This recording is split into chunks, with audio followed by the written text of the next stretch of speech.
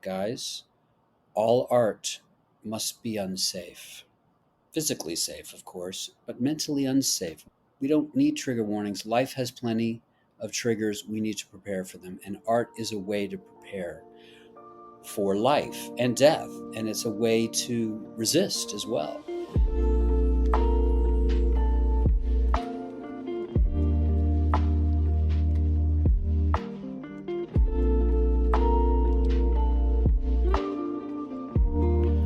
What is up, everybody? Welcome back to the podcast. This is The Scene podcast. I'm your host, Justin Borak, and I'm going to get right into it today. We have one of the coolest interviews I've ever gotten to do. We are interviewing Hedwig and the Angry Inch's own John Cameron Mitchell. It was wonderful. It was amazing. And KJ, let's get right into it.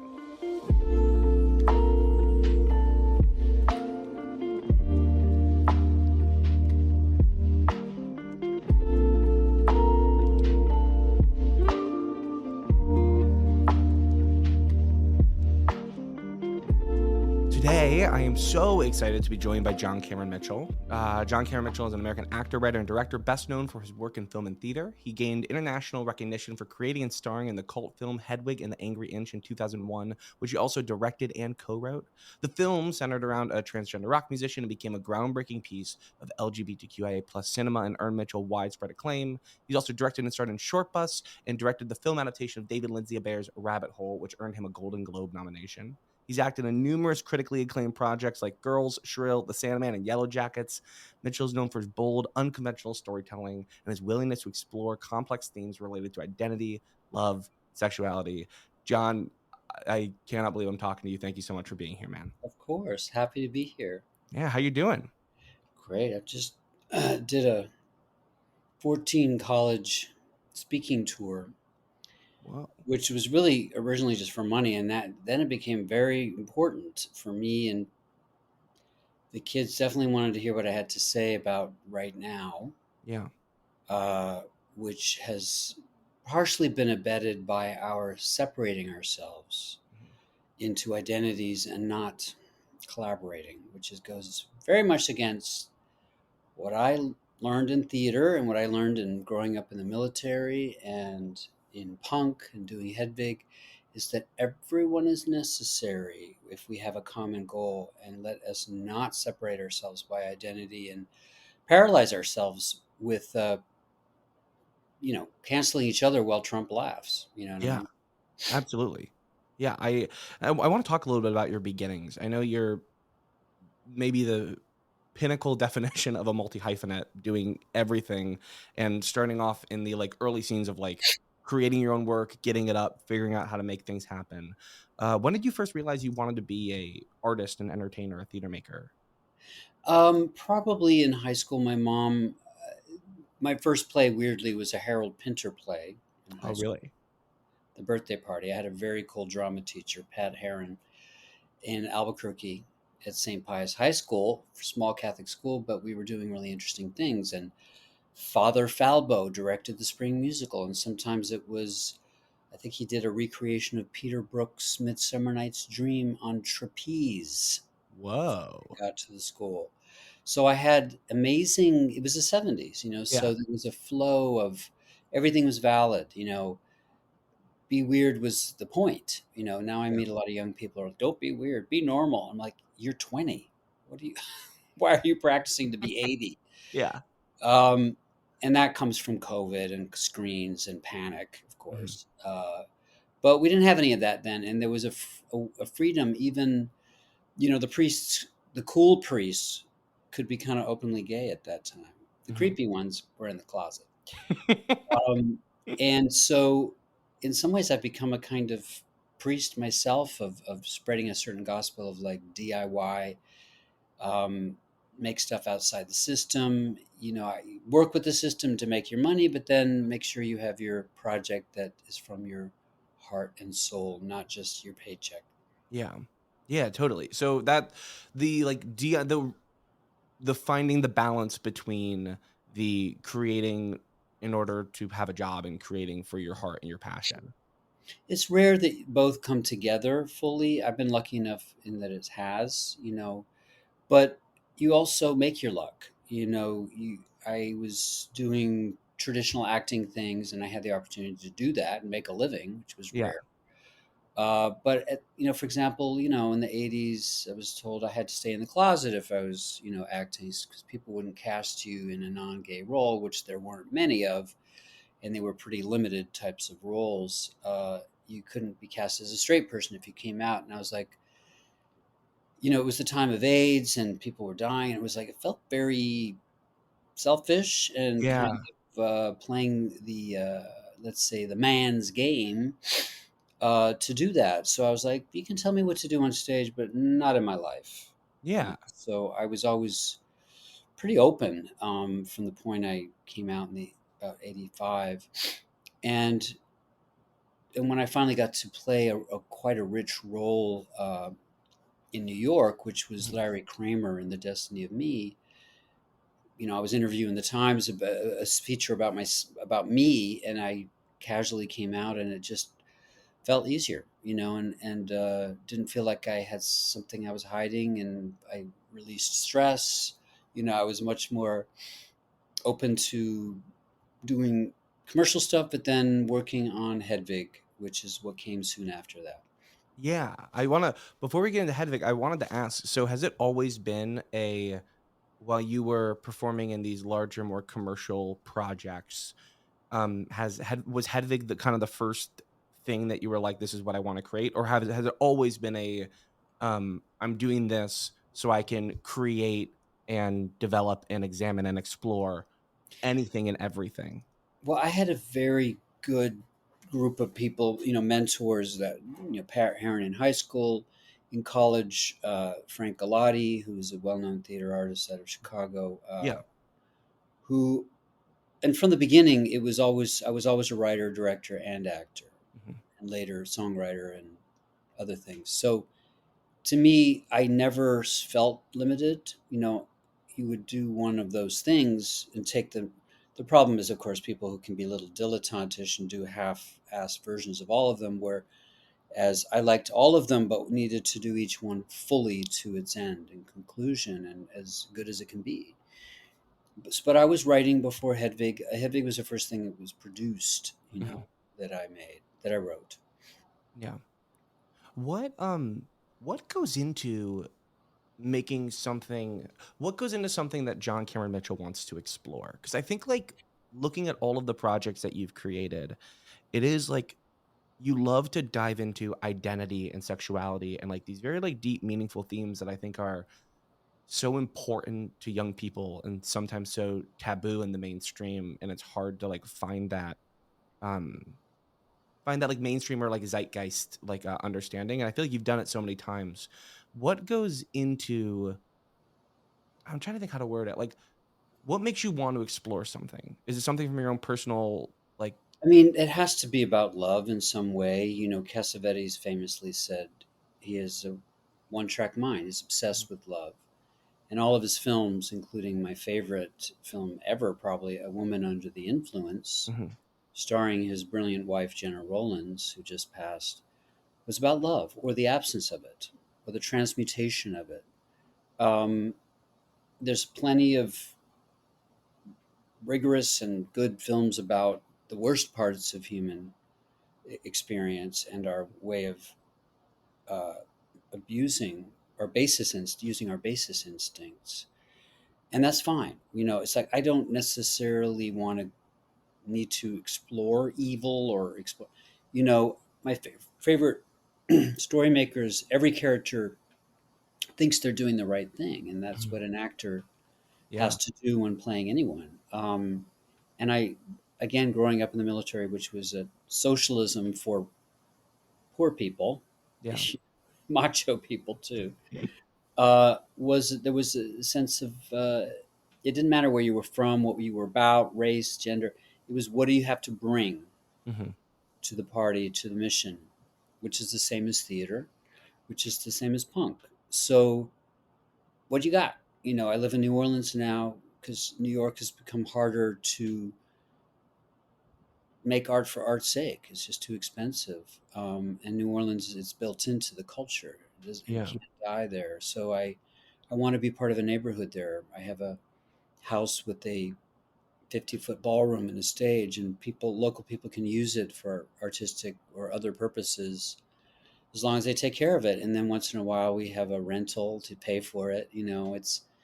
It's precarious, and it will continue to be precarious as Mhm. certain people we know, uh, without empathy, grind our economy into the dust, and also grind our empathy into the dust. Yeah. When you have Bond villains in effect in charge, and Elon Musk is saying empathy is our worst human weakness, Hmm. you know where you are, Yeah. you know where you stand, and you know what you stand against. And again, as I've been doing on this college tour, I'm like, guys, all art must be unsafe. Physically safe, of course, but mentally unsafe. We don't need trigger warnings. Life has plenty of triggers. We need to prepare for them, and art is a way to prepare for life and death, and it's a way to resist as well. Hmm. My next play is about Claude Cahun, a French surrealist who used her art to fight the Nazis under occupation, and I'm doing my first reading of that in June in New York. Wow, that's amazing. I mean, yeah, I want to talk about that. God, wait. So tell me more about this play. So you're doing a reading of it in June. What is the? Well, Claude Cahun and her partner Marcel Moore were two women who really bucked a lot of systems, and integrated with the surrealist movement between the wars in Paris, which was a male-dominated place, but they took names that could be male or female, and if you look at the photography, it's Cahun, Cahun. You might recognize some images, but which are striking and very modern, very pre-punk, and a little bit proto-trans. I um, I don't like the word identity though, because it's been a bit abused to be a bit of a prison for some people. Like, Mhm. choose your identity, and that's who you are, right? Yeah. And historically, that's who you are too. And I'm much more like Claude or Tilda Swinton, who's like, our identity changes, Yeah. and the capacity to change is one of our great strengths. And as evolved people, you know, less evolved people want things to be black or white, but those who have been outsiders understand there's more nuance, the surface, and then other layers. When everything goes your way, things are what they are. You're literal, but outsiders understand complexity at a very young age, and they understand metaphor at 5. And they understand, if you have to hide something about yourself, or if you're judged by your appearance, there's dimension and layers Hmm. of nuance. And if you ignore that knowledge that is true, it can bite back at you, and that includes politically. It's like no Yeah. one is pure, and a lot of young people are being taught to seek out what's problematic, which can atrophy your empathy. If you Hmm. start with, well, that's not, you know, or Yeah. that writer is not, they clearly did something wrong, therefore all of their work is invalidated. I'm like, guys, you know, what about that grandma who took care of you, who is slightly racist? You going to throw her on the street, or are you going to understand where she came from and what she did for you? Hmm. You know, Yeah. Absolutely. Yeah. You talk a lot about your. I mean, I think the punk scene and like the punk mindset lives so thoroughly and vibrantly within your canon. Where did like your entrance to that world come from? Like when did you start kind of realizing that this is a community that you are going to be not just a part of, but like one of the spearheads of, one of the like well, I wasn't a little punk as a kid. I mean, I was attracted to queerish punk. I mean, the closest, the first would have been, B-52s in 1979, Mhm. Rock Lobster. And it was like, there's something here for me. And Bowie, who was a Mhm. progenitor to punk in many ways, a godfather of punk. Little Richard, Mhm. hit me hard.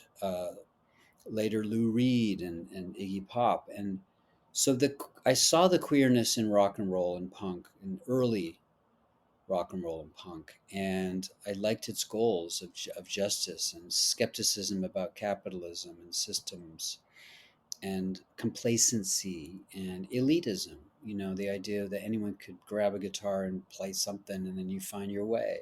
Yeah. Um, I like that democratic vibe. Um, and I don't like rock royalty. I like the people who are in the dirt with you, you know. Yeah. Even though Bowie, you know, is a god, he wasn't, weirdly, for someone who was so curious about intellectually, he wasn't pretentious. Yeah. You know, he wasn't pretending to be something he wasn't. He was a curious intellectual that even know his limitations. You know, he was not Iggy Pop. He wasn't pure id. So he helped him and produced him. He Mhm. wasn't Lou Reed, a street poet who had had electroshock therapy. So he produced him and helped him find a different, you know, a pop way. It's Bowie is probably my greatest influence. My favorite playwright is probably Samuel Beckett. These are all purists that were also kind and helped people out. And I actually met Samuel Beckett before he died, and it changed my life. Yeah. So I want to be a guide for young people to say, you don't have to do it the way you're told. Don't ask me about the industry. I don't know anything about it. I interact with it at times, but I can tell you how to listen to yourself, and I can tell you to ignore negative guideposts that have good intentions but end up stifling inspiration. Like, is that your story to tell? That don't tell the story that's not yours to tell. And it's like people, it's like telling an actor to stop fidgeting. All they can do is look. Am I fidgeting? They don't doing. They're not moving forward. You Yeah. know, a good director gives a positive note, right? Mhm. Don't fidget isn't positive, but tell it as a secret is a positive thing you can do, and then you stop fidgeting while you tell it, you know. And the same with writers. It's not, is that your story to tell? It's what moves you. Mhm. um, what could be our story to tell? You know, theater is collaborative. Yeah. You know, this my story shit, I don't like it. Yeah. It's siloing, it separates us, again, while Trump laughs. Yeah. No, absolutely. You talked a lot about these like themes and motifs within like the like queer punk scene of like Well, it was I think AIDS activism too. yeah. You know, I came out of school right as AIDS, you know, really hit hard, 84, 85. And so it was this strength coming out into that time was exhilarating and sobering. Mhm. You know, your love life was connected to mortality, and I was lucky enough to know about safe sex before I had sex, you know, Yeah. and so it was political, it was life and death, it was real. So commerce and the failure of capitalism to care about people who were dying Mhm. made me suspicious of it from the beginning. It had to prove itself to me, and I've always been that way. You know, after Hedwig, I was offered a lot of gigantic movies, and I saw a lot of people take those type of projects after their first success and lose themselves as artists. Mhm. You know, to taking the money. You Yeah. know, of course, you got to pay the bills sometime. I don't judge anyone. But I also say you got to know the dangers here. You know, you may never get back to something you really care about because of the money. Granted, people have families, they have other priorities than their art, and that's, I would never judge that. But for me, I knew I didn't like the person I was when I was doing something I didn't care about. Yeah. Absolutely. And I think like that's a testament to what Hedwig has become and the massive journey it's taken. I want to talk about like the igniting of that idea, like where that all came from, because it sounds like it's the themes and motifs of Hedwig have been themes and motifs of your life and things that you've studied and journeyed and experienced and explored from a young age. So yeah, where did the beginning of Hedwig kind of start? I mean, it started with the origin of love myth that Plato wrote in his piece, The Symposium. And I saw a wonderful theater production of The Symposium in LA in the 80s, directed by the late, great David Schweitzer. And, you know, in effect, it's a gay post Tony's dinner party Hmm.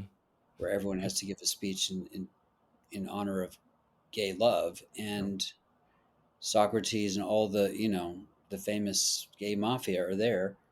And that was hilarious, that they were actually the elite at the time, unlike when I was making Hedwig, it was like we were, you know, tolerated, even though most of theater was gay. It was weirdly closeted, before AIDS. And AIDS forced us to deal with ourselves and deal with people's hatred and to work together to save each other. And that's one of the great successes of a protest movement is the AIDS movement. It actually Yeah. used punk and applied it, used its own knowledge of theatricality, putting a giant condom on an anti safe sex senator's house, and then dealing with the drug companies like hard nosed negotiators too, saying, if you don't care about us, just know that you can make millions if you save us, Mhm. you know. And all of that was very inspiring for my work too. And Hedwig came out of that rage. Uh, but the piece started with the origin of love, and I imagined a son of a general who wanted to be a rock star, Tommy, who was more me, seeking his other half in religion and his parents and love and sex. And one of them was kind of based on my brother's babysitter, a German army wife named Helga. And Stephen Trask said, "That's the most interesting character. You should do it at Squeezebox, the drag punk club that we developed it at. And I can get you a gig, but you have to overcome your fear of your feminine and do that character first." And it became the most interesting character by far, of course, in the Mhm. piece. And we developed it in clubs because we didn't want it to be the punk energy to be sanded off by theatrical development. Yeah. And I definitely didn't. I feel like still to this day, like I've been able to see wonderful, brilliant productions all across the country. It had I mean, the 10-year gap between the off-Broadway production and then it coming back to Broadway, it's had this massive journey. Can you talk a little bit about that? Like a lot of shows don't have a life like Hedwig does. And like when you look at Hedwig, like you don't, I know that you guys were creating in these clubs and it felt this very like avant-garde, like this very punk in the dirt kind of show. I don't know if you ever expected it to have a life or journey like this, but it's had one of the biggest, most unexpected, surprising, wonderful journeys I think a show has taken. Yeah, I don't think you should be projecting too far ahead what your thing is doing because it changes it. Yeah. If you're thinking, oh, it has to be on Broadway, you might soften an element. At the time, we were freed because there was no way we could be on Broadway then. It was too conservative. Mhm. There's no way we could be up for an Oscar. It would be unlikely we made a film. But it was, the 90s was a small golden age in American film, so it was possible. And weirdly, even though we were never a big hit financially, there was a bit of a bidding war to make the film, which would never happen today. But, and support for me to direct it, even though I'd never made a short. Mhm.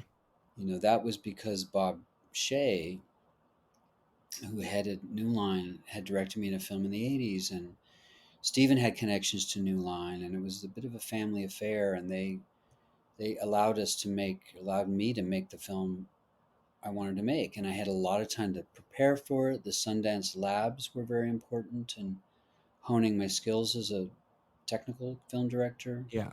as well as directing myself. They introduced me to a cinematographer who remains my main cinematographer. So that was really important. We had a good year to think about it, and people were working off the books. So its very unusualness allowed it to remain pure and not tainted by, oh, you can be more accessible if you do that or get rid of this. Yeah. And,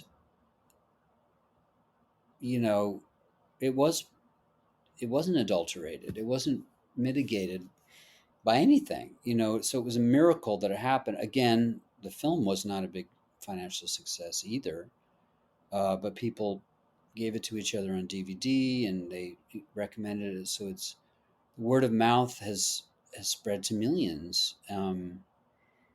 But it was never a financial thing. Broadway did well.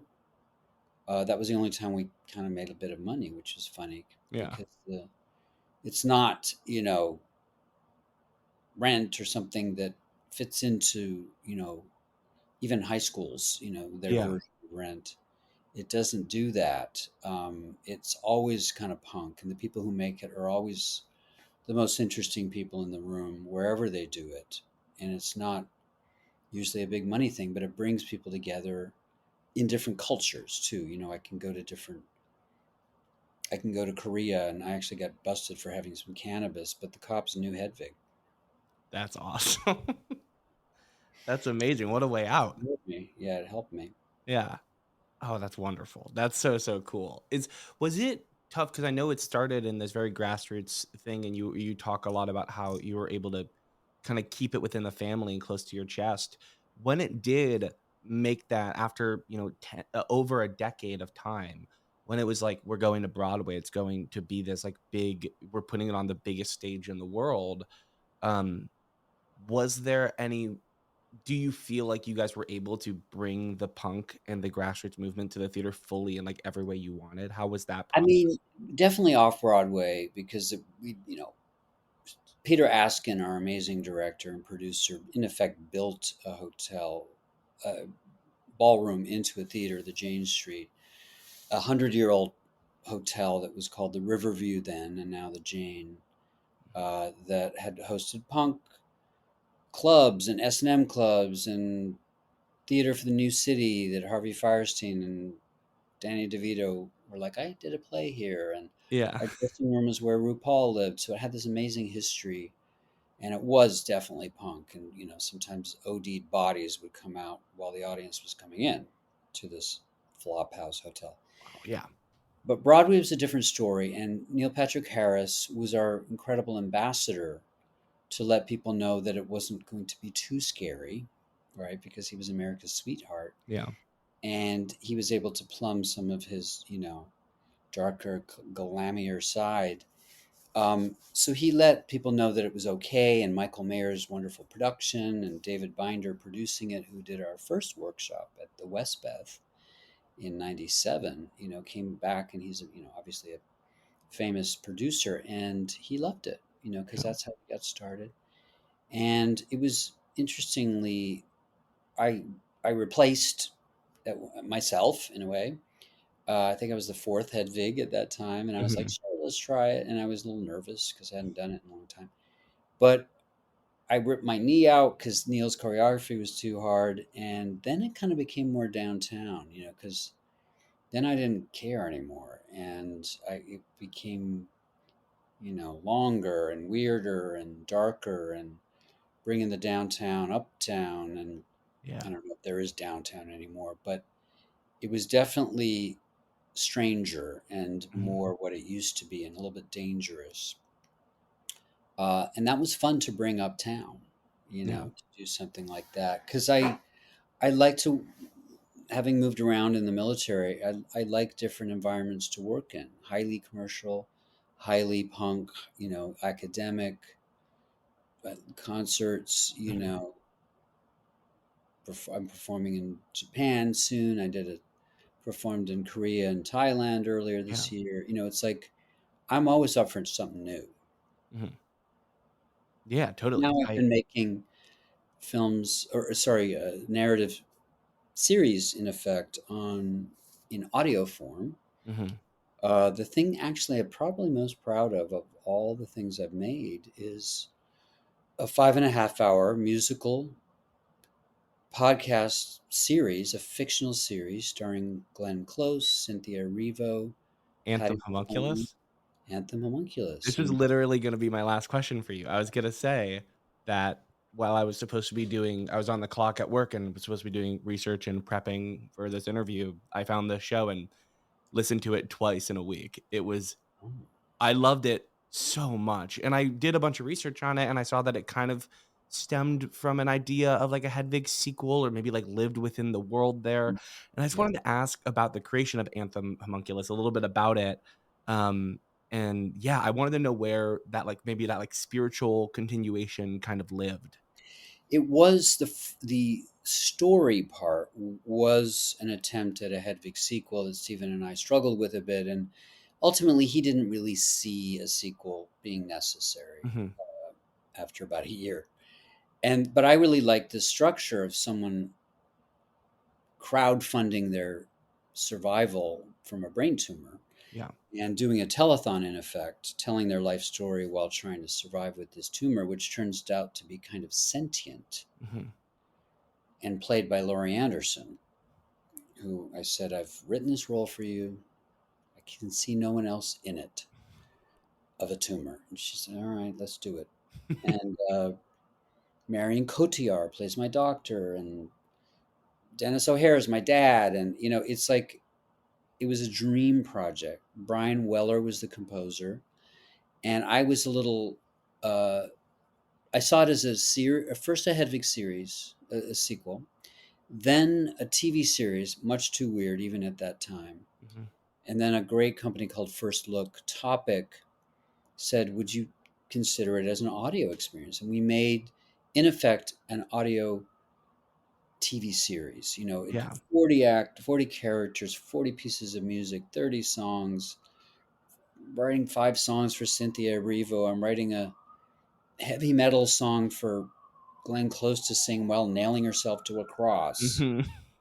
Patti LuPone plays my junkie aunt, who's a nun, and killing it. And everyone is excited. They can do a shorter run, right? Like they only have to work 5 days for a whole series because it's audio. And they're thrilled because it's great material. My composer, I had a bit of a complex of not being able to write songs because I don't play an instrument. But Brian, my composer, said, no, that's not true. You are totally musical and you just don't play an instrument. So we're going to, for the next 12 hours, write 20 songs. Oh my gosh. I'm going to start with the music track. You're going to go in the other room and sing and do lyrics while I do the next one. And it got me out of my head. And 2 of those songs ended up in the in Anthem in a certain form. That's amazing. What a wild process. That's so cool. But yeah, and no one really saw it because it was behind a paywall. Unfortunately, the distributor wanted a new system behind a paywall, and no one wanted to pay.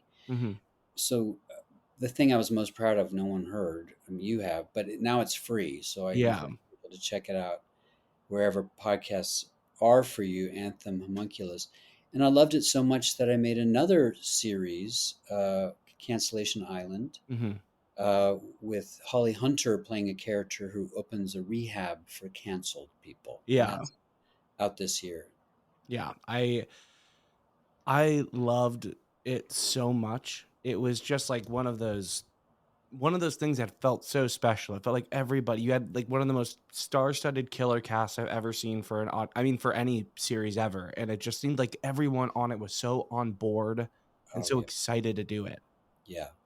And, again, when it's audio, you can get better people because it takes less time. Yeah. So, I could get Joe Firestone or Josh Peiss or K. Todd Freeman, these people who have been around and they know their shit. And Holly, who's all about the work and is working on my new play as well.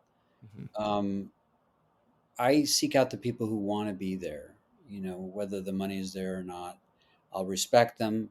But we also know that the good stuff isn't always, remunerative, but it comes back in so many other ways. Hedwig has opened me up to the world.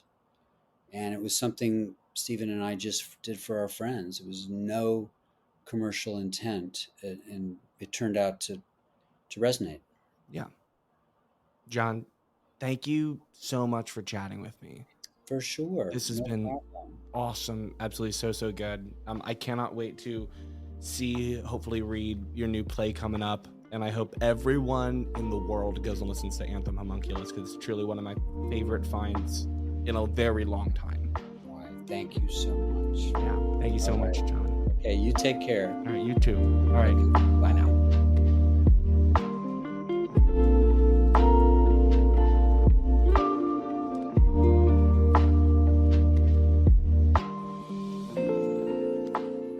And that's our show. Thank you so much for listening. Thank you to the entire team over at The Scene.